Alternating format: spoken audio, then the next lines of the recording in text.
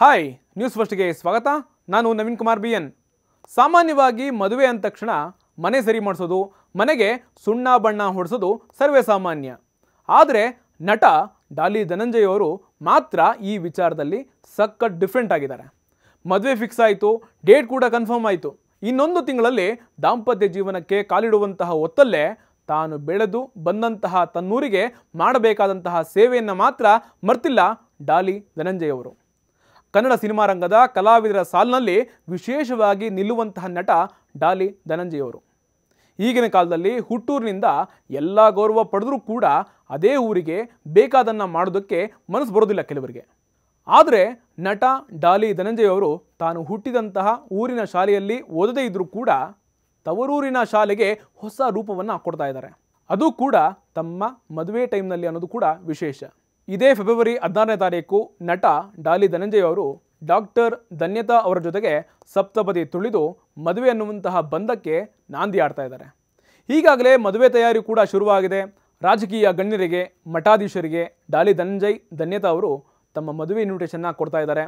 ಇದರ ಮಧ್ಯೆ ತಮ್ಮ ಊರಿನ ಸರ್ಕಾರಿ ಶಾಲೆಗೆ ಹೊಸ ರೂಪವನ್ನು ಕೊಡೋದಕ್ಕೆ ಸಂಕಲ್ಪವನ್ನು ಮಾಡಿಕೊಂಡಿದ್ದಾರೆ.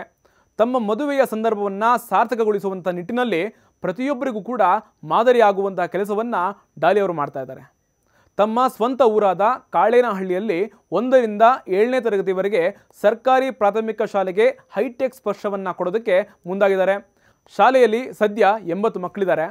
ತಮ್ಮ ಮದುವೆಯನ್ನು ಅರ್ಥಪೂರ್ಣವಾಗಿಸೋದಕ್ಕೆ ಇಡೀ ಶಾಲೆಗೆ ಹೊಸ ಕಾಯಕಲ್ಪ ನೀಡುವಂತಹ ಮೂಲಕ ಸರ್ಕಾರಿ ಶಾಲೆ ಉಳಿಸುವುದಕ್ಕೆ ಮುಂದಾಗಿದ್ದಾರೆ. ಇಡೀ ಶಾಲೆಯ ನೆಲಕ್ಕೆ ಟೈಲ್ಸ್, ಬಣ್ಣ ಮಾಸಿದ ಶಾಲೆಯ ಎಲ್ಲ ಗೋಡೆಗಳಿಗೆ ಹೊಸ ಬಣ್ಣ, ಸಂಪೂರ್ಣ ಬಿರುಕು ಬಿಟ್ಟಂತಹ ಗೋಡೆ, ಅಂತಸ್ತಿನ ರೀವರ್ಕ್, ಗೇಟ್ ದುರಸ್ತಿ, ಶಿಕ್ಷಕರ ಕೊಠಡಿಗೆ ಹೊಸ ರೂಪ, ಶೌಚಾಲಯಕ್ಕೆ ಸುಸ್ಥಿತಿ, ಅಚ್ಚುಕಟ್ಟಾದಂತಹ ಅಡುಗೆ ಮನೆ, ಕುಡಿಯೋ ನೀರಿನ ವ್ಯವಸ್ಥೆ ಸೇರಿದಂತೆ ತನ್ನೂರಿನ ಶಾಲೆಗೆ ಡಾಲಿ ಅವರು ಹೈಟೆಕ್ ಸ್ಪರ್ಶವನ್ನು ಕೊಡ್ತಾ ಇದ್ದಾರೆ. ತಾನು ಈ ಶಾಲೆಯಲ್ಲಿ ಓದದೇ ಇದ್ದರೂ ಕೂಡ ತಮ್ಮೂರಿನ ಶಾಲೆ ಚೆನ್ನಾಗಿರಬೇಕು ಹಾಗೂ ಮಕ್ಕಳು ಉತ್ತಮ ವಾತಾವರಣದಲ್ಲಿ ಓದಬೇಕು, ಕಲಿಬೇಕು ಅನ್ನುವಂತಹ ಡಾಲಿ ಧನಂಜಯ್ ಅವರ ಉದ್ದೇಶವಾಗಿದೆ. ಧನಂಜಯ್ ಅವರ ಈ ಕೆಲಸಕ್ಕೆ ಊರಿನ ಗ್ರಾಮಸ್ಥರು ಮೆಚ್ಚುಗೆಯನ್ನು ವ್ಯಕ್ತಪಡಿಸ್ತಾ ಇದ್ದಾರೆ.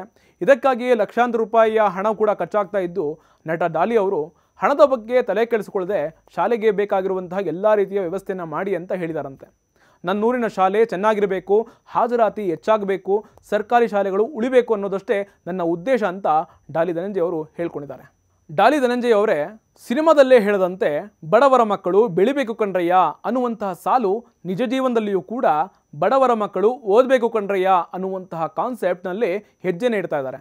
ತನ್ನೂರಿನ ಶಾಲೆಯಲ್ಲಿ ಓದದೇ ಇದ್ದರೂ ನನ್ನೂರಿನ ಶಾಲೆ ಅಂತ ಜೀರ್ಣೋದ್ಧಾರ ಕಾರ್ಯಕ್ಕೆ ಮುಂದಾಗಿರುವಂತಹ ಡಾಲಿ ಧನಂಜಯ್ ಅವರಿಗೆ ಒಳ್ಳೆಯದೇ ಆಗಲಿ ಅಂತ ಹೇಳ್ತಾ ಇದಾಗಿತ್ತು ಇಂದಿನ ಸ್ಪೆಷಲ್ ರಿಪೋರ್ಟ್. ಅಪ್ಡೇಟ್ಗಳಿಗಾಗಿ ನೋಡ್ತಾ ಇರಿ ನ್ಯೂಸ್ ಫಸ್ಟ್, ನಿರ್ಭೀತಿಯಿಂದ ನಿಮ್ಮ ಪರವಾಗಿ.